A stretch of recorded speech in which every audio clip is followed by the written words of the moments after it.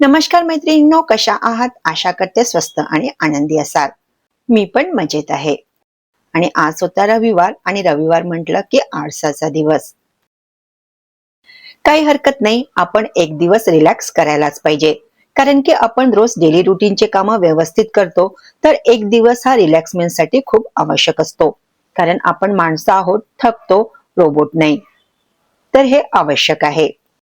हा माझा विचार झाला. तुम्हाला काय वाटतं? तुम्ही कमेंट्स करून मला नक्की सांगा. म्हणून मी रविवारला वॉकिंगला सुद्धा जात नाही आणि 1-1.5 तासाची थोडी अवांतर झोप पण घेत असते. सकाळी उठली, फ्रेश झाले आणि चहा ठेवला. चहा मंद आचेवर ठेवला आणि मग मी आले अंगणात. आता ऊन थोडी जास्तच पडायला लागलेली आहे. त्यामुळे झाडांना आता रोज पाणी द्यावंच लागतं. तसं पाहिलं तर आपण कितीही म्हटलं की आपण रिलॅक्स व्हावं, पण काही कामंही अशी असतात जी आपल्याला करावीच लागतात. त्यात झाडांना पाणी टाकणं आणि अंगण धुणं हे आलंच.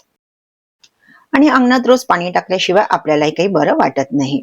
इथे गृहिणींसाठी रिलॅक्स होणे म्हणजे एवढंच की रोज जी आपण कामं घाईगडबडीत करतो ती आज थोडी आरामात करता येतात. बस एवढंच. डेली रुटीनचे कामंही तेवढीच करावी लागतात आणि त्यांना वेळही तेवढाच द्यावा लागतो. फक्त एवढंच असतं की सकाळच्या डब्याची घाई वगैरे तेवढी नसते. नाश्त्याला आणि स्वयंपाकाला जरा उशीर झाला तरी चालतं. ही लाल पानांची वेल खूपच लवकर वाढते. कॅरी मधल्या वेल खूपच वाढल्या होत्या म्हणून त्याला काढून टाकून दिल्या. चला, माझं अंगण धुवून झालं आणि मग मी आली किचन मध्ये. संडे म्हटलं तर काहीतरी वेगळं खायला लागतं. आज डोसा करायचा होता तर बॅटर रात्रीच तयार करून ठेवलं होतं. आता थोडी गरमी आहे त्यामुळे फर्मेंटेशन पण छान झालं. डोशासाठी आलू मसाला तयार करायचा होता, त्यासाठी आलू उकळायला ठेवून दिले. माझ्याकडे छोटा कुकर हा एकच आहे आणि एक मोठा कुकर आहे. मोठा कुकर लावण्यापेक्षा मी म्हटलं पहिले आधी आलू उकळून घेते, त्यानंतर मग मी सांबारसाठी डाळ ठेवून देईल. आता आलू उकळायला वेळ लागणार आहे, पण तेवढ्या वेळ बसण्यापेक्षा मी आलू मसाल्याला फोडणी द्यायची तयारी सुरू करून घेतली. कढई ठेवली, मग त्यात तेल घातलं. तेल गरम झाल्यावर त्यात जिरं मोहरी घातली. हिरवी मिरची, कढीपत्ता, कांदा घालून घ्यायचा आहे. कांदा व्यवस्थित परतून घ्यायचा आहे. मग त्यात आपल्याला टमाटर घालायचं आहे.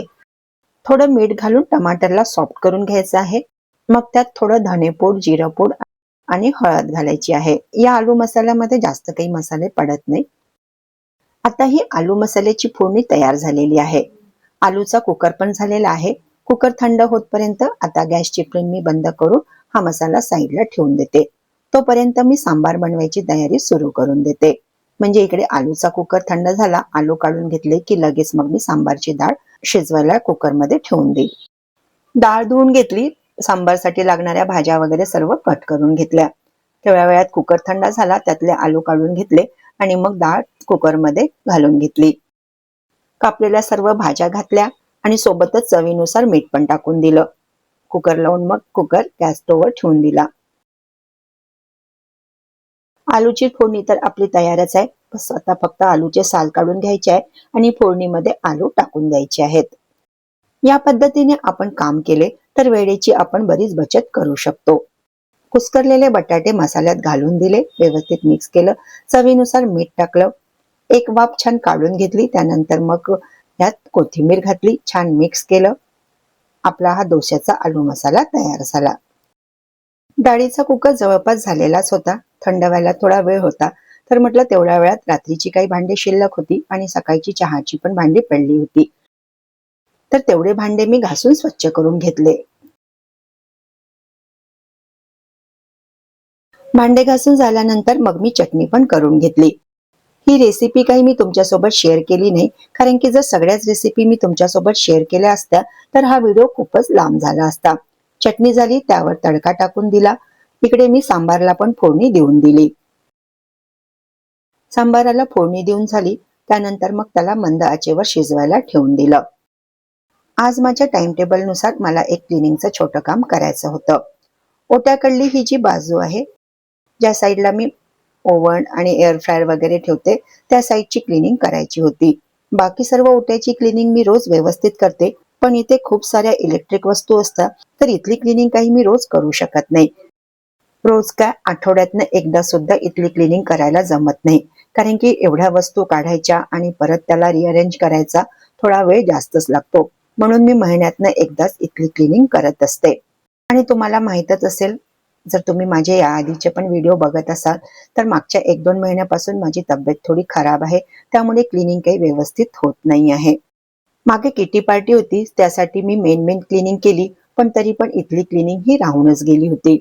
सांबार इकडे शिजत आहे आणि मुलाला आणि मिस्टरांना नाश्ता करायसाठी थोडा वेळ होता, तर म्हटलं चला या वेळेमध्ये आपली क्लिनिंगची काम आटपून घ्यावी. मागच्या व्हिडिओत मी तुम्हाला सांगितले होते की या महिन्यात माझ्याकडे किटी पार्टी आहे. मी किटी पार्टीचा लाईव्ह व्हिडिओ तुमच्यासोबत शेअर करणार होती, पण त्याच दिवशी मोठी प्रॉब्लेम झाली. सकाळी फक्त चहा झाला आणि आमच्याकडला सिलेंडर संपला. एवढ्यानी बरं होतं की 2 दिवसाआधीच नंबर लावलेला होता, पण ते म्हणाले की आम्ही तुम्हाला घरपोच काही सिलेंडर देऊ शकणार नाही, तुम्हाला गोडाऊन मध्ये जाऊनच सिलेंडर आणावा लागेल. 5 वाजताची किटी पार्टी होती आणि सिलेंडर आणेपर्यंत 2-2:30 वाजले. आणि मी पहिल्यांदाच लाईव्ह जाणार होते, तर मी लाईव्ह स्ट्रीमिंग सुरू केली, पण YouTube कडनं नोटीस आली की तुम्ही 24 तासापर्यंत लाईव्ह काही जाऊ शकणार नाही. मग काय माझा पुरता निराशा झाली. मग मी व्हिडिओ सुद्धा शूट करू शकले नाही, कारण की आधीच उशीर झालेला होता आणि व्हिडिओ जर मी शूट करत बसले असते तर मग त्यात बराच वेळ जातो, म्हणून मग मी व्हिडिओ सुद्धा शूट केले नाही. चला, काउंटर टॉप मी व्यवस्थित क्लीन करून घेतला, मागची टाइल्स सुद्धा व्यवस्थित क्लीन करून घेतली. त्यानंतर जे इलेक्ट्रिक अप्लायन्सेस आहेत त्यांना व्यवस्थित ओल्या आणि कोरड्या कपड्यांनी पुसून घेतले. जवळपास 1 वर्षाच्या आधी आम्ही किचन ओटा हा नव्याने बनवलेला आहे. किचनची सिंक ही बरोबर नव्हती, त्यामुळे मग ती काढायची होती. सुरुवातीला किचनच्या भिंतीला मी काचेच्या शेल्फ लावलेल्या होत्या, पण जेव्हा हा नवीन किचन तयार केला त्यानंतर मग आम्हाला मॉड्युलर किचन सुद्धा करायचे होते, पण काही कारणाने ते तेव्हा झाले नाही आणि आताही ते काम जरा डिलेच होत जात आहे. म्हणून म्हटलं काचेच्या शेल्फ परत लावून घेऊया. त्यासाठी मी माझ्या भावाला बोलवलं होतं, पण आजच्या रविवारी काही त्याला वेळ मिळाला नाही, तर तो म्हणाला मी पुढल्या रविवारी येणार. पण मी इथलं हे स्टँड काढून तर घेतलं, पण आता मी म्हटलं जरा नव्याने अरेंज करावं, पण इथे कसं अरेंज करावं मला काही सुचत नाही. कारण काचेच्या ज्या भरण्या आहेत त्या मी आधी सेल्फवर ठेवलेल्या होत्या आणि आता या रॅकवर ठेवलेल्या होत्या. जर आता मी रॅक नाही ठेवणार तर काचेच्या भरण्या ठेवू कुठे, हाही मला जरा प्रश्नच पडला. तेवढ्या वेळात मग जेवणाची वेळ झालेली होती. मग मी ते काम तसंच राहू दिलं आणि मिस्टरांनी मुलांना डोसे टाकून दिले. डोसा करून झाला, मग मिस्टरांना मी वाढून दिलं. तर ही बघा साऊथ इंडियन डोसा थाळी तयार झालेली आहे. सांबार, चटणी आणि आलू मसाला. आणि मला ना नॉनस्टिक तव्यावरचे डोसे अजिबात आवडत नाही, म्हणजे ते व्यवस्थित बनतच नाही. त्यापेक्षा साध्या लोखंडी तव्यावर केलेले डोसे छान होतात. ते सर्व बाजूने व्यवस्थित शेकल्या जातात आणि छान क्रिस्पी पण होतात. लोखंडी तव्याला छान तेल लावून त्यावर पाण्याचा शिंतोडा दिला आणि मग त्यावर थोडंसं डोसाचं बॅटर टाकून त्याला छान व्यवस्थित पसरवलं की डोसा पण छान पातळ होतो आणि व्यवस्थित सर्व बाजूनी तो क्रिस्पी पण शेकला जातो. हा बघा, लोखंडी तव्यावरचा डोसा एकदम परफेक्ट बनलेला आहे. खाणेपिणे आटोपले, मग आराम करत बसलो होतो. तेवढ्या वेळातच मग एक ऑनलाईन पार्सल आले आणि ही जी वस्तू मी मागवलेली आहे ती आताच्या काळातली खूपच आवश्यक वस्तू ठरलेली आहे. आणि हा आहे प्रेस्टिजचा इंडक्शन कुकटॉप. त्या दिवशी गॅस सिलेंडरमुळे इतकी फजिती झाली तर मी लगेच हा ऑर्डर करून टाकला. प्रेस्टिज कंपनीचा आहे आणि 1600 वॅट्सचा आहे. Amazon वरून मी याला बोलवलेला आहे. जेव्हा मी ऑर्डर करायला गेले तेव्हा मी 1800 वॅट्सचा बघितला होता, पण ऑर्डर करता करता तो आउट ऑफ स्टॉक होऊन गेला. त्यानंतर मग हा एकच शिल्लक होता, तर मी हा घेऊन घेतला. सध्या गॅस सिलेंडर काही वेळेवर मिळत नाही, म्हणून म्हटलं एक बॅकअप आपल्याजवळ असायला हवं, म्हणून मग मी हा इंडक्शन कुकटॉप बोलवून घेतला. माझ्याकडे याआधी पण प्रेस्टिजचा इंडक्शन कुकटॉप होता. मोठा मुलगा जेव्हा हॉस्टेलमध्ये राहायला गेला तेव्हा मी त्याला सोबत दिला होता, पण त्याने तिथे तो हरवला. त्यानंतर कधी गरज वाटली नाही आणि आता गरज वाटली तर मग घेऊन टाकला. सोबत हे मॅन्युअल दिलेले आहे, त्यामध्ये इन्स्ट्रक्शन आहेत की आपल्याला हा कुकटॉप कसा वापरायचा आहे. सोबत पॉवर प्लग आहे, ऑन ऑफ ची बटन दिलेली आहे. कोणत्या प्रकारचं कुकिंग आपल्याला करायचं आहे त्यानुसार इथे आपल्याला बटन सिलेक्ट करायचे असतात.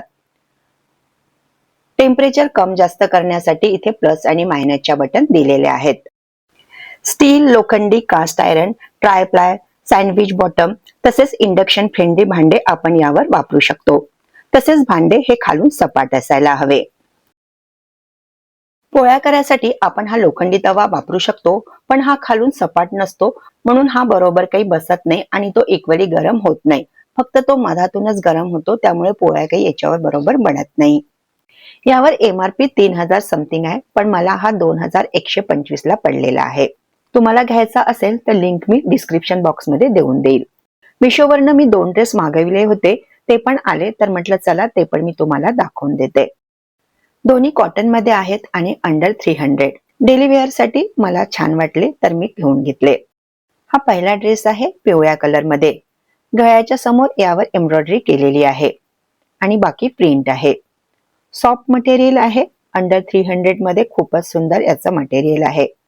लांब बाया आहेत आणि नी लेंथ कुर्ती आहे आणि सोबत व्हाईट कलरची पॅन्ट आहे आणि दुसरी कुर्ती आहे व्हाईट कलर मध्ये आणि त्यावर जांभळ्या कलरची फ्लोरल प्रिंट आहे. गळा व्ही मध्ये आहे आणि गळ्यावर एम्ब्रॉयडरी केलेली आहे. सध्या तर कापड छान वाटत आहे, पण धुतल्यानंतर जर तो लूज पडेल तर माहित नाही.